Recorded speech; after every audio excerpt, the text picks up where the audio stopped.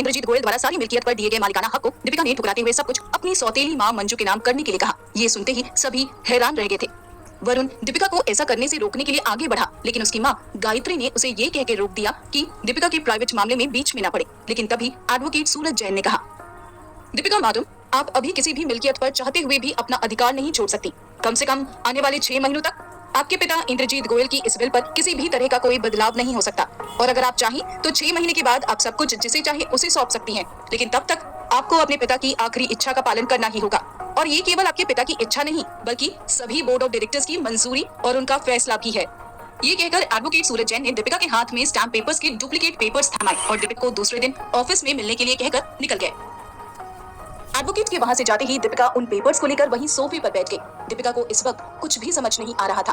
वो बार बार उन पेपर्स की तरफ देख रही थी और फिर अपने पिता के फोटो की तरफ देखकर मन ही मन उनसे कह रही थी, आखिर क्यों आपने मुझे इन सब जिम्मेदारियों का बोझ दे दिया?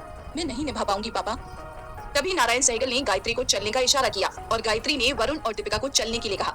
नारायण और गायत्री सहगल ने मंजू गोयल को प्रणाम किया और वरुण और दीपिका को लेकर वहां से निकल गए। मंजू अभी भी गुस्से में उबल रही थी। उसके भाई अनिरुद्ध ने उसे शांत करने की कोशिश करते हुए कहा, शांत हो जाओ दीदी, इस वक्त गुस्सा करने से कुछ भी नहीं होगा। इस बारे में शांति से सोचना होगा। मंजू ने गुस्से में कहा, खाक शांति से सोचना होगा? इतने दिनों तक शांति रखी तो आज ये दिन देखने पड़ रहे हैं। थोड़े दिन और शांति रखेंगे तो सड़क पे आ जाएंगे, भीख मांगने लगेंगे, तब कहना शांति से सोचते हैं। एक तो मुझे और उस कोठे वाली दोनों के नाम पर बराबर का हिस्सा छोड़कर मुझ में और उसमें इंद्रजीत ने कोई फर्क ही नहीं रखा। और तो और मेरी दोनों बेटियों के लिए उस दीपिका को केयरटेकर बनाकर इंद्रजीत ने मेरी कीमत और भी कम कर दी है। मैं तो अपनी ही नजरों में गिर चुकी हूँ अनिरुद्ध। ये कहकर मंजू गोयल फूट फूट कर रोने लगी। उस तरफ गाड़ी में दीपिका गुमसुम होकर बैठी हुई थी। गायत्री ने दीपिका के कंधे पर हाथ रखा और उसे एक माँ की तरह लाड करते हुए कहा, अपने आप को कभी अकेला मत समझना बेटी, हम तुम्हारे माँ बाप है। तुम हमारे घर में एक बहू की तरह नहीं बल्कि एक बेटी बनकर आई हो और बेटी बनकर ही रहोगी। ये सुनकर दीपिका गायत्री के गले से लग गई और रोने लगी।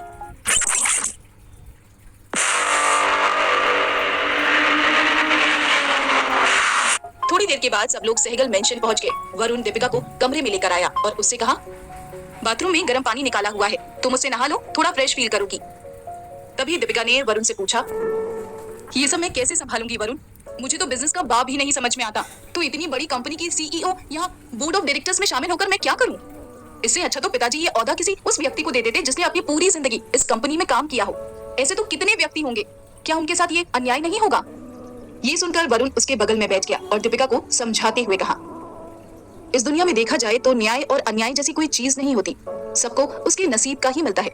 अब मेरी ही कंपनी देख लो, मल्होत्रा अंकल ने पूरी जिंदगी इस कंपनी में काम किया है, लेकिन डैड आखिर में सीईओ मुझे बनाएंगे, उन्हें नहीं। वो तब भी मेरे नीचे काम करेंगे। सदियों से ऐसा ही होता चला आ रहा है। राजा का बेटा ही राजा बनता है, फिर चाहे सारा राजपाट महामंत्री से बेहतर दूसरा कोई ना समझता हो, लेकिन उन्हें राजा कोई नहीं बनाता। और तुम्हें चाहे अभी बिजनेस समझ में ना आता हो, लेकिन थोड़े ही दिनों में तुम्हें सब कुछ समझ में आने लगेगा। और तुम्हें सिखाने के लिए बहुत लोग हैं, मैं भी हूँ, इसीलिए तुम बिल्कुल फिक्र मत करना। और देखा जाए तो ये कितना अच्छा होगा ना, हम दोनों पति पत्नी दो बड़ी बड़ी कंपनियों के सीईओ मिलकर राज करेंगे इस दुनिया पर। ये कहकर वरुण हंसते हुए उठा और दीपिका को नहाने के लिए भेज दिया। दूसरी तरफ नारायण सहगल अपने कमरे में सोने की तैयारियां कर रहा था और तभी उसने गायत्री से कहा, एक बात कहूँ, कहते हुए अच्छा तो नहीं लग रहा और मन में एक अपराध भाव भी जाग रहा है, लेकिन तुमसे मैंने आज तक कुछ नहीं छुपाया गायत्री। वैसे तो इंद्रजीत गोयल मेरा बहुत अच्छा दोस्त भी था और मेरा समधी भी, लेकिन एक बहुत बड़ा बिजनेसमैन भी था। अपने बिजनेस एथिक्स यानी कि व्यापार के उसूलों का पक्का भी था। मैंने कई बार उसकी कंपनी को खरीदने की कोशिश की, लेकिन कामयाब नहीं रहा। कई बार उसकी कंपनी के साथ गठबंधन करने की कोशिश की, लेकिन इंद्रजीत की वजह से मैं कभी नहीं कर पाया। लेकिन जब सब कुछ दीपिका के नाम पर हो गया, उसी वक्त से मेरे अंदर ये ख्याल आने लगा कि अब गोयल इंडस्ट्रीज को खरीदना आसान हो जाएगा। क्या मेरे मन में चल रहा ये भाव गलत है? गायत्री ने कुछ देर सोचते हुए कहा, वैसे बिजनेस के मामले में मैं कुछ कह नहीं सकती, लेकिन इंग्लिश में एक कहावत है, every incident is an opportunity, यानी कि हर घटना एक अवसर प्रदान करती है। इंद्रजीत भैया की मौत निश्चित ही दुखदायक है, लेकिन अगर उनकी कंपनी को खरीदकर उन्हें और ऊंचाइयों तक हमारी कंपनी ले जा सकती है तो इसमें बुरा ही क्या है?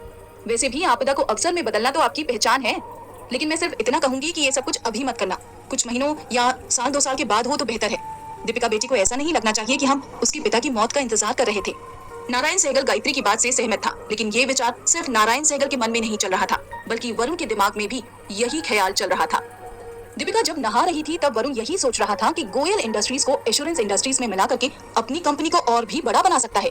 वरुण एश्योरेंस इंडस्ट्रीज को एक अलग ही ऊंचाई पर ले जाने का सपना देख रहा था कि तभी दीपिका नहाकर बाहर निकली और वरुण की तरफ देखते हुए उसने कहा, मैंने फैसला कर लिया है वरुण, 6 महीनों तक मैं अपने पापा की विल में कोई बदलाव नहीं कर सकती ना, तो फिर 6 महीने के लिए मैं उनकी आखिरी इच्छा का मान रखते हुए उनकी कही हुई हर बात का पालन करूंगी और 6 महीने खत्म होते ही मैं अपना सब कुछ मंजू मम्मी के हाथ में सौंप दूंगी।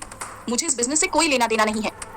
ये कहकर दीपिका सोने के लिए चली गई और वरुण मन ही मन और खुश हो रहा था कि अब गोयल इंडस्ट्रीज को अपनी कंपनी का हिस्सा बनाने से उसे कोई रोक नहीं सकता था। ये सोचते हुए वो भी दीपिका के बगल में लेट गया और थके होने के कारण एकदम से सो गया। दूसरे दिन सुबह 6 बजे दीपिका उठ गई और खुली हवा खाने के लिए अपने रूम में बनी हुई बालकनी में जाकर खड़ी हो गई। सुबह सुबह कुछ अलग ही शांति का अनुभव दीपिका को हो रहा था। तभी उसे दूर से मंदिर में चल रही आरती की आवाज सुनाई दी और उसका तुरंत ही मंदिर जाने का मन हुआ। दीपिका तुरंत ही नहा धोकर तैयार हो गई और फिर उसने वरुण को उठाया और उसे बताया कि वो अपने पिता की आत्मा की शांति के लिए प्रार्थना करने मंदिर जा रही थी। वरुण को बताकर वो मंदिर जाने के लिए ड्राइवर के साथ गाड़ी लेकर निकल पड़ी। मंदिर पहुंचकर दीपिका ने अपने पिता के नाम पर पूजा करवाई और उसके बाद आरती की थाली लेकर मंदिर से बाहर निकल ही रही थी कि तभी अचानक उसकी नजर मंदिर की सीढ़ियों पर बैठे हुए भिखारियों पर पड़ी। उन सभी भिखारियों में से एक उसकी माँ नीलाक्षी भी थी। नीलाक्षी को इस हालत में देखकर दीपिका हैरान रह गई। वो अपनी माँ से किसी बात को लेकर नाराज थी, लेकिन उसे ऐसी हालत में देखकर उसका दिल पसीज गया और उससे रहा नहीं गया। वो तुरंत ही दौड़ते हुए नीलाक्षी के पास गई और उससे पूछने लगी, माँ तुम यहाँ पर इस हालत में, तुम्हारी ये हालत कैसे हुई? चलो यहाँ से। ये कहकर उसने नीलाक्षी को वहाँ से सहारा देकर उठाया और अपने साथ गाड़ी में बिठा दिया। दीपिका ने नीलाक्षी को पूछा कि वो यहाँ पर इस हालत में कैसे पहुंची। तभी नीलाक्षी ने कहा, मेरे पास पैसे कमाने का और कोई तरीका नहीं था। तवायफ एक उम्र के बाद सड़े हुए फल की तरह हो जाती है, ना तो हमारी कोई कीमत होती है और ना ही हमें कोई पसंद करता है। मेरे पास जितने पैसे थे सब खर्च हो गए। मैं तुम्हारे पास पैसे की मदद मांगने आई थी, लेकिन तुमने अपनी सिक्योरिटी से कहलवाकर ससुराल के दरवाजे से ही मुझे बाहर भगा दिया। मैं जाती भी तो कहाँ पर?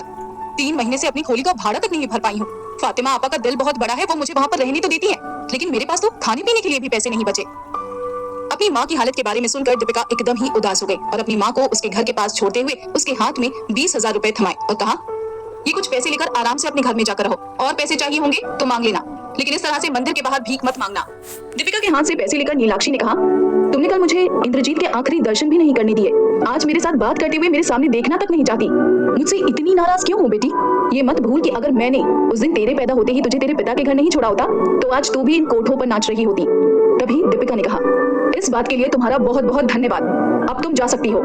अपनी बेटी के इस रूखे व्यवहार से नीलाक्षी का दिल दुख गया और उसने उन पैसों को दीपिका को लौटा दिया और कहा, तुमसे ये एहसान लेने से बेहतर होगा कि मैं मंदिर के बाहर भीख मांग लूं। ये मत भूल बेटी कि मैं एक तवायफ हूँ, मैं अपना जिस्म बेचकर पैसे कमाती हूँ, आत्मसम्मान नहीं। ये कहकर नीलाक्षी वहाँ से चली गई। दीपिका अपनी आंखों में आंसू और गुस्सा एक साथ लेकर नीलाक्षी को वहाँ से जाते हुए देखती रही। क्या वजह थी कि दीपिका अपनी माँ नीलाक्षी से इतनी नफरत करती थी? क्या दीपिका अपनी माँ से सिर्फ इसलिए नफरत करती थी कि वो एक तवायफ थी? क्या नीलाक्षी को कभी ये पता चलेगा कि इंद्रजीत गोयल की प्रॉपर्टी में उसका भी 10% का हिस्सा था? दीपिका की क्या प्रतिक्रिया होगी जब उसे पता चलेगा कि वरुण उसके पिता के बिजनेस को खरीदना चाहता है? दीपिका और वरुण के रिश्तों के बीच बिजनेस की क्या भूमिका होगी? जानने के लिए सुनते रहिए मिसमैच्ड इश्क ओनली ऑन पॉकेट एफएम।